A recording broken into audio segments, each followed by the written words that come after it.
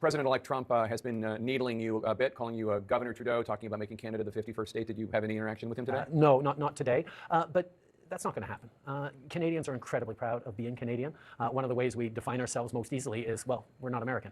Did the re-election of Donald Trump and this more direct confrontation with Canada over this issue play any role at all in your decision to resign as leader of your party and Prime Minister? No, on the contrary. Canadian Prime Minister Justin Trudeau, who recently announced his decision to step down as the leader of his party, addressed escalating tensions over proposed U.S. tariffs on Canadian goods, which economists predict could severely impact Canada's economy. Trudeau expressed disappointment at the possibility of a 25% tariff on key exports like steel, aluminum, and energy, while advocating for collaborative trade solutions. Tariffs harm both sides. Canada has always been a reliable supplier of resources that the U.S. needs, and creating barriers between our economies is counterproductive, Trudeau stated. He warned that retaliatory measures, such as those imposed during earlier trade disputes, would become necessary if tariffs were implemented. But that's not going to happen. Canadians are incredibly proud of being Canadian. One of the ways we define ourselves most easily is, well, we're not American. There is such a depth of pride that that's not actually an issue. What I think is happening in this is President Trump, who's a very skillful negotiator, is getting people to be somewhat distracted by that conversation, to take away from the conversation around 25% tariffs on oil and gas and electricity and steel and aluminum and lumber and concrete, and everything the American consumers buy from Canada is suddenly going to get a lot more expensive if he moves forward on these tariffs. And that's something that I think we need to be focusing on a little bit more.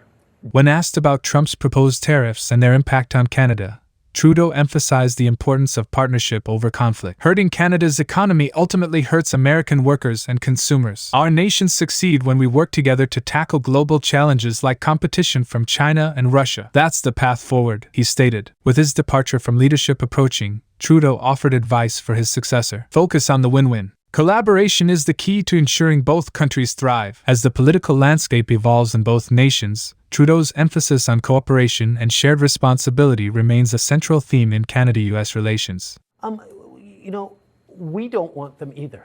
We do not want to see tariffs on our side. We do not want to see tariffs on your side.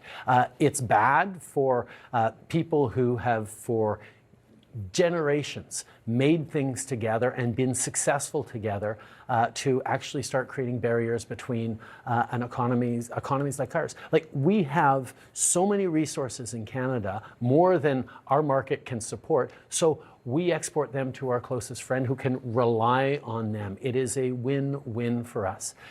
We would definitely respond, as we did years ago when President Trump put tariffs on steel and aluminum. We responded by putting tariffs on Heinz ketchup, on playing cards, on bourbon, on Harley Davidsons, on things that would hurt American workers.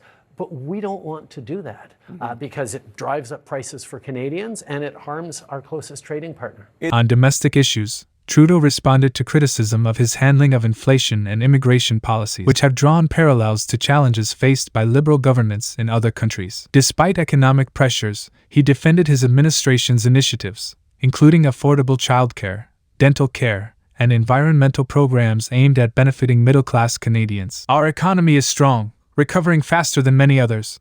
But that doesn't matter to families struggling with rising costs, he acknowledged. Our focus remains on long-term solutions that will make a meaningful difference for Canadians. I mean, if you look at the actual numbers, inflation in Canada was lower, came down quicker. Our economy bounced back faster after the pandemic than anyone else's, including the United States. We're projected to grow faster than the United States and all other G7 countries next year. Our economy is doing very well. But when someone's paying $8 for a head of lettuce, it doesn't matter that you're doing better than they are in Spain or somewhere else. There's a sense that, okay, something's got to give. And that's where incumbents are in trouble everywhere everywhere around the world, not just in our two countries. We delivered $10 a day childcare. We're delivering a dental care program that provides free dental care to people who don't have coverage. We're moving forward on putting a price on pollution that puts more money in the pockets of 8 out of 10 Canadians, of middle-class Canadians. These are policies that are not short-term. They're policies that will have a deep impact in the well-being of Canadians and of our country for years to come. Now,